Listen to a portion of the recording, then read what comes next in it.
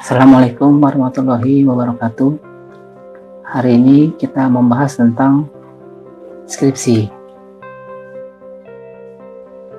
Say no to scriptsheet and welcome to my script suite. Nah, di sini kita akan melihat bagaimana penyusunan skripsi dan ingin membuat skripsinya menjadi lebih baik. Jadi kalau ada plesetan scriptsheet, artinya skripsi yang jelek atau skripsi yang membuat pusing atau skripsi yang menyusahkan. Kalau script suite berarti skripsi yang baik, yang manis, dan yang mudah untuk kita ringan dalam mengerjakan. Nah, bagaimana kali ini dibahas tentang say no to scriptsheet and welcome to my script suite. Nah, kita lihat dulu nih meme yang ada di sosial media. Saya temukan scriptsheet membuat pusing, ya, sheetlicious. Bagaimana di ruang kerja atau di meja belajar Anda pusing, Anda mumet, Anda bingung dalam mengerjakan skripsi. Apakah ini menjadi skripsi? Nah, ini adalah skripsi yang jelek atau skripsi yang membuat pusing. Nah, selanjutnya meme lagi saya temukan tentang saat Anda mengerjakan skripsi, mungkin Anda bersemangat. Nah, lambat laun atau beberapa jam kemudian Anda pusing, Anda bosan, Anda suntuk. Nah, kemudian ditambah dengan adanya mati lampu. Nah, hal ini menjadikan Anda alasan skripsinya tidak selesai, skripsinya tidak kelar. Nah, padahal mungkin sebelumnya ditambah lagi sibuk main game atau chatting online yang tidak henti-hentinya seharian. Jadi begitu mati lampu, yang disalahkan adalah mati lampunya atau hal-hal kecil yang disalahkan. Nah, ini meme lagi saya temukan, skripsi membuatku galau. Nah, jangan sampai skripsi kita, skripsi Anda jadi seperti ini. Nah, selanjutnya saya temukan meme yang lebih menarik, ya, cerah. Ini script suite gambarannya. Bukan berarti karena adanya model ini jadi suite, tapi karena dia mengerjakan skripsi dengan baik, dengan santai, dengan lancar. Ya, meskipun banyak kesalahan yang dibuatnya, ya tidak masalah. Anda tinggal perbaiki dan print ulang. Waktu menunjukkan dini hari, ya, sampai larut malam, dan bahkan dini hari tetap mengerjakan skripsi dengan baik, dengan santai. Nah, ditambah dengan motivasi-motivasi, punya kerjaan bagus, cepat wisuda, dan lain-lain, dan motivasi tambahan, jadi tetap semangat mengerjakan skripsi. Nah, pada akhirnya saya temukan lagi meme berikut, keep calm and do script suite. Jadi tetap tenang dan kerjakan saja skripsi dengan baik. Nah, ini adalah motivasi lain di meja belajar atau di tempat kerja Anda pasang script suite. Nah, meme berikutnya, skripsi pasti berlalu. Ya, masalahnya cepat atau lambat, lama atau sebentar. Bagaimana Anda membuat skripsi yang baik? Tenang saja, pasti berlalu. Ya, yang penting dikerjakan, ya. Nah, kita masuk ke pengenalan scientific writing. Dalam skripsi, selain Anda membuat produk atau membuat hitungan atau membuat model perancangan, Anda juga harus membuat tulisan. Ya, penulisan itu adalah alat media untuk menyampaikan pesan yang melibatkan kemahiran, kedisiplinan, minat bakat, dan kreativitas. Nah, tambah lagi di zaman sekarang lebih menuntut kreativitas, karena mungkin apa yang kita tulis bisa terdeteksi plagiat. Jadi kita harus merubah lagi tulisannya supaya tidak terdeteksi plagiat. Itu bisa dikategorikan membutuhkan kreativitas. Untuk minat bakat ini relatif. Untuk minat ya ini yang membuat dan agak mengganggu kita, bagaimana kita minat dalam menulis. Saat Anda minat, ya kerjakan serius bagian tulisannya. Untuk bakat, ini bawaan atau bakat dari seseorang. Kalau sudah punya bakat, lebih mudah dalam menulis. Tapi pastikan Anda selalu minat dalam penulisan. Kemudian, aktivitas menulis ini melibatkan memikir, mengkaji, memilih. Nah, pada akhirnya menulis apa yang sedang diamati dan pemikiran seorang karyanya. Jadi apa yang Anda sedang tulis, Anda sedang menulis skripsi, apa yang Anda amati dalam skripsi, apa yang Anda rancang dalam skripsi, Anda tulis dalam laporan skripsi. Nah, ini adalah menurut Jacques. Ya, sama, dia mengartikan menulis adalah mentafsir, menyusun, merangkai kata-kata, mengurai, menghimpun, mengulas, dan menyalin. Jadi dalam menulis kita butuh pikir, karena apa yang mau ditulis ya harus kita pikirkan dulu, baru kita tuliskan. Kita tidak bisa langsung menulis tanpa berpikir, nanti hasilnya pasti tidak karuan. Nah, mengkaji apa yang kita tulis harus dikaji dulu. Berarti ada yang kita analisis, kemudian baru ditulis. Kemudian memilih. Dalam memilih, kita harus melakukan pemilihan yang paling tidak kata-kata. Bagaimana kata-kata yang kita pilih dapat dimengerti oleh orang lain atau pembaca. Apakah harus dengan bahasa baku, apakah harus dengan bahasa yang seperti apa, tergantung format dan saat kita menulis untuk apa. Skripsi memilih berarti memilih apa yang harus ditulis, mana data yang harus dituliskan, apa yang tidak boleh dituliskan. Jadi itu seputar memilih. Nah, kemudian langkah mengerjakan skripsi. Yang pertama, jangan terlalu idealis dan perfeksionis. Mungkin Anda ingin materi skripsinya lain daripada yang lain daripada teman Anda, ingin materi yang beda sendiri, atau mungkin yang ingin dianggap baik dari teman yang lain. Ya, itu sebenarnya tidak masalah, tapi jangan sampai akibatnya skripsi tidak selesai.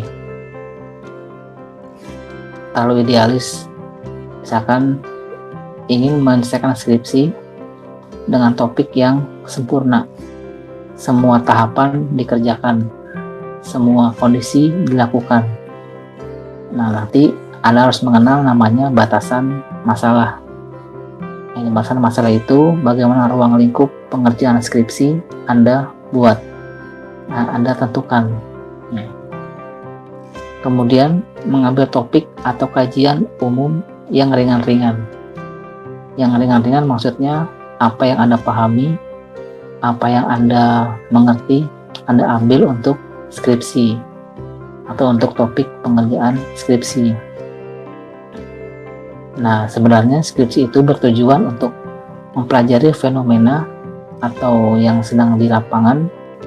Anda terjun ke lapangan, Anda menemukan suatu permasalahan dan menyelesaikan.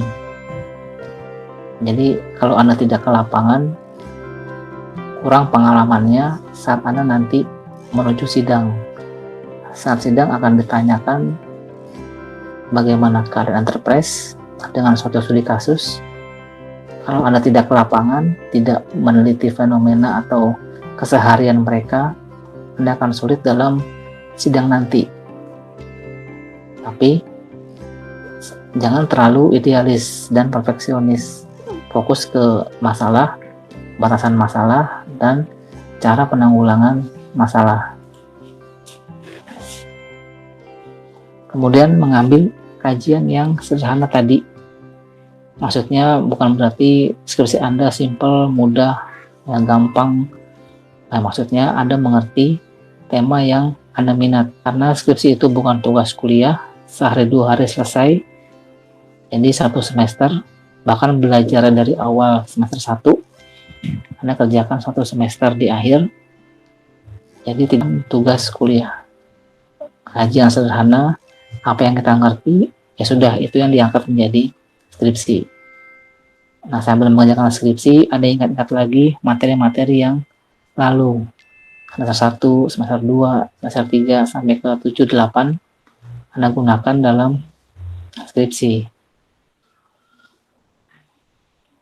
Nah, kalau materinya Anda mengerti, saat Anda baca referensi, juga tidak memberatkan. Anda juga mudah dalam membaca referensi, karena Anda minat. Anda membaca skripsi juga minat, sesuai dengan minat Anda, ya harapannya skripsi jadi lebih mudah. Kemudian menjalin komunikasi dengan pembimbing. Dosen pembimbing artinya seseorang yang mendampingi dan memberi saran, arahan terhadap skripsi yang Anda buat. Di sini harapan pembimbing, mahasiswa sudah punya arah tujuan dari materi skripsi yang diambil. Jadi, mahasiswa tidak melulu bertanya ke pembimbing apa yang harus dilakukan. Dengan adanya pembimbing, skripsi jadi Anda bisa berdiskusi dengan pembimbing untuk memecahkan masalah. Pembimbing selain itu mempunyai tugas mendidik mahasiswa secara intensif untuk berpikir secara logis, analitis, dan sistematis. Jadi untuk komunikasi yang baik dengan pembimbing ini harus dijaga, karena Anda akan bertemu pembimbing, minta sarannya, jadi ya ibaratnya baik-baiklah dengan pembimbing, diskusi dengan baik.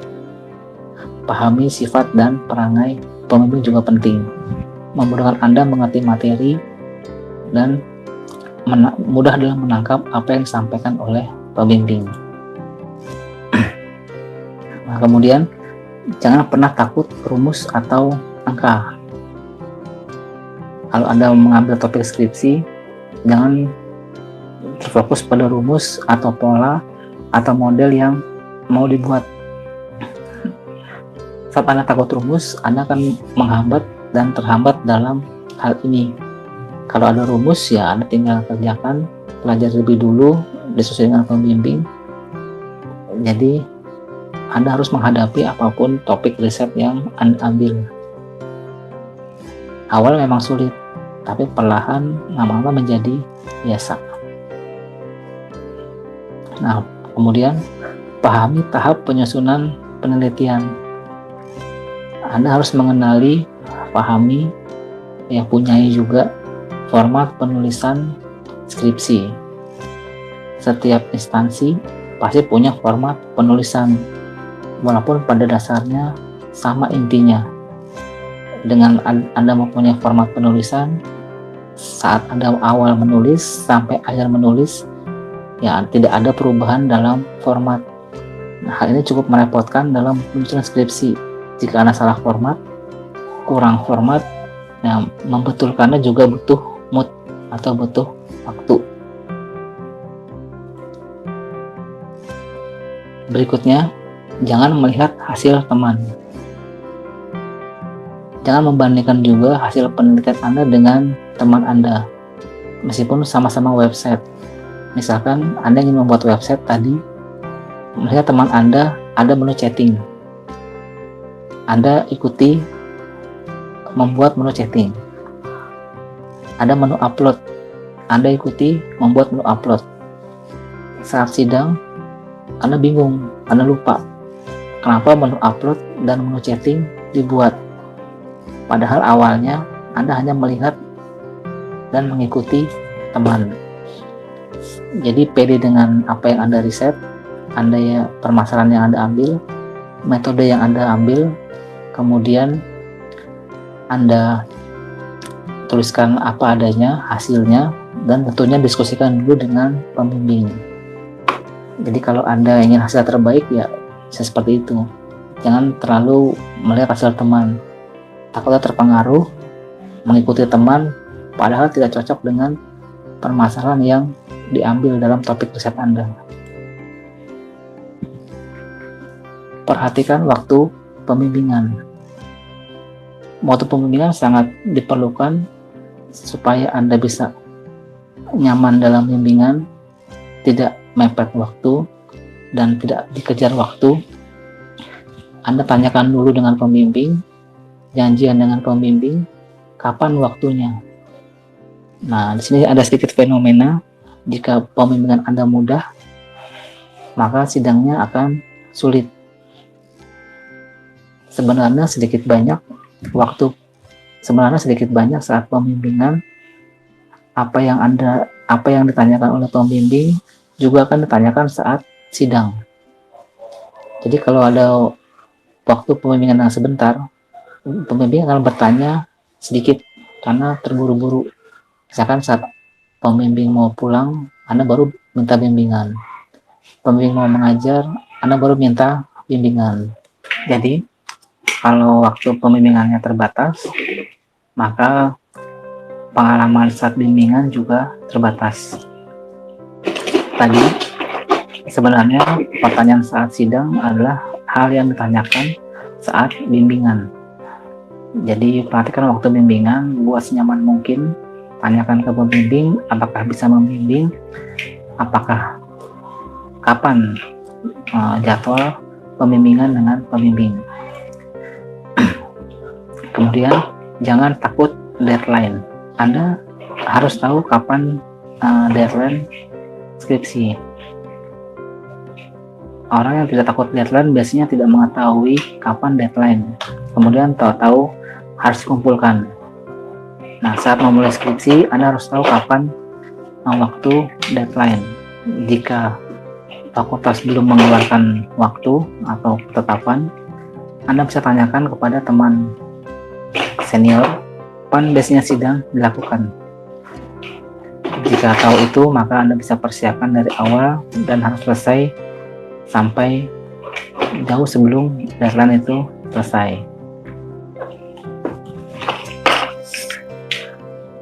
Kemudian jangan pernah memprediksi pertanyaan waktu sidang. Kalau Anda ingin mengambil topik riset, mungkin Anda takut terhadap rumus.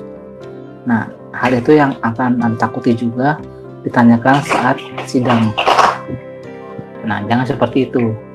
Anda hanya perlu menentukan topik riset, mengerjakan topik riset, mengetahui bagaimana proses topik riset, apakah ada rumus, apakah ada model, apakah ada pola, apakah ada diagram. Anda hanya perlu memahami dan mengerti. Jadi kalau Anda yang membuat sendiri, maka pastilah Anda mengerti. Jadi Anda tidak perlu takut hal tersebut ditanyakan saat sidang. Selanjutnya, ini ada indikator diperlukan sistem. Ini juga akan menjadi dasar menentukan topik riset atau bahkan dasar untuk menentukan bab 1, mulai dari keluhan pelanggan sampai ke pekerjaan manajer yang terlalu teknis. Dari hal-hal tadi, selanjutnya ada kunci pencarian informasi, yaitu dengan mempertanyakan 5W1H. Jadi kalau sudah menemukan indikator, permasalahan indikator seperti ini, selanjutnya Anda tanyakan atau Anda pertanyakan dengan menggunakan 5 kata tanya ini. Misalkan what? Apa pelanggan mengeluh? Ya, jika iya berarti itulah memang permasalahannya. Apa yang dikeluhkan pelanggan? Nanti Anda bisa cari tahu ke dalam lapangan atau langsung terjun ke lapangan. Nanti yang menjawab adalah orang yang berkepentingan dan terlibat dalam sistem di sana. Selanjutnya who. Nah, selanjutnya who. Siapa yang mengeluh? Anda cari tahu instansi siapa saja yang melakukan keluhan, yang memberikan keluhan. When, kapan, mengeluh. Ya, misalkan kapan pelanggan mengeluh? Apakah saat di kasir, saat mencari barang atau katalog, saat melihat katalog, atau kapan? Anda cari tahu di instansi. Where, di mana? Nah, buat pertanyaan di mana dan mengeluh. Apakah saat di kasir, ya, apakah saat dalam gudang, apakah saat apa? Anda bisa cari tahu di dalam instansi. Why, mengapa pelanggan mengeluh? Nah, hal inilah yang harus dipertanyakan sebelum atau saat Anda menyusun skripsi. Dengan bekal 5 pertanyaan ini, maka Anda dapat menjawab pelan-pelan dan dapat memberikan pertanyaan kepada pengelola instansi, kepada orang yang terlibat dalam sistem. Jadi Anda bisa mendapatkan data untuk skripsi jauh lebih akurat. Nah, terakhir, do not give up. The beginning is always the hardest. Jangan menyerah, karena memulai memang selalu lebih sulit, akan menjadi hal yang tersulit. Terima kasih atas perhatiannya. Wassalamualaikum warahmatullahi wabarakatuh.